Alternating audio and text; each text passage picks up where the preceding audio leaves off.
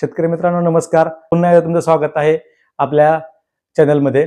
तर आज आपण एका महत्त्वाच्या मुद्द्यावरती चर्चा करणार आहोत. तो मुद्दा म्हणजे नाळ निर्जंतुकीकरण करणं महत्त्वाचं का आहे. तर नाळ निर्जंतुकीकरण महत्त्वाचं का आहे शेतकऱ्यांनो, तर कालवड जन्मल्यापासून कालवडीची नाळ जी आहे ती उघडी असते. तर ह्या नाळेमधून जंतू संसर्ग होण्याचे चान्सेस खूप जास्त असतात. तर त्यामुळं कालवड आजारी पडू शकते. कालवडीची नाळ जर उघडी असेल तर याच्यामधून वेगवेगळे जंतू संसर्ग होऊ शकतात.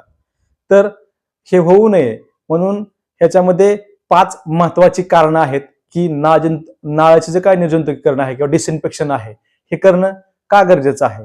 तर पहिलं कारण जे आहे ते जंतू संसर्ग टाळण्यासाठी. कालवडीचे जर आपण नाळ निर्जंतुकीकरण केली तर कालवडीच्या शरीरामध्ये जाणारे जे काही जंतू आहेत ते जंतू जाणार नाहीत. त्यासाठी आपल्याला नाळीचं निर्जंतुकीकरण गरजेचं आहे. दुसरं कारण जे आहे ते नाभी सुजणे टाळण्यासाठी. कालवडीच्या जर नाळ उघडी राहिली तर कालवडीच्या नाभीच्या साईडचा जो भाग आहे तर तो सुजतो आणि त्यामध्ये पू होतो. तर हे टाळण्यासाठी आपल्याला कालवडीचं नाळ निर्जंतुकीकरण गरजेचं आहे. तर तिसरं कारण याच्यामधले जे आहे तर ते तिसरं कारण असं आहे की सांधे सुजणे टाळण्यासाठी. भरपूर शेतकऱ्यांच्या गोट्यावरती पाहायला भेटते कालवडींचे सांधे सुजलेले असतात. हे टाळण्यासाठी आपल्याला कालवडीचं नाळ निर्जंतुकीकरण गरजेचं आहे. तर ह्याच्यामध्ये होतं कसं की कालवडीच्या नाभीला जर इन्फेक्शन झालं तर त्या इन्फेक्शन मधून जे जंतू जे आहेत ते जंतू रक्ताद्वारे कालवडीच्या सांध्यांपर्यंत जातात आणि त्या कालवडीचं गुडघा सुजणे, सांधे सुजणे अशा प्रकारचे प्रकार घडतात. तर हे टाळण्यासाठी शेतकऱ्यांनी कालवडीच्या नाळाचं निर्जंतुकीकरण करणं गरजेचं आहे. चौथं कारण म्हणजे कालवडीचं आरोग्य चांगलं राखण्यासाठी.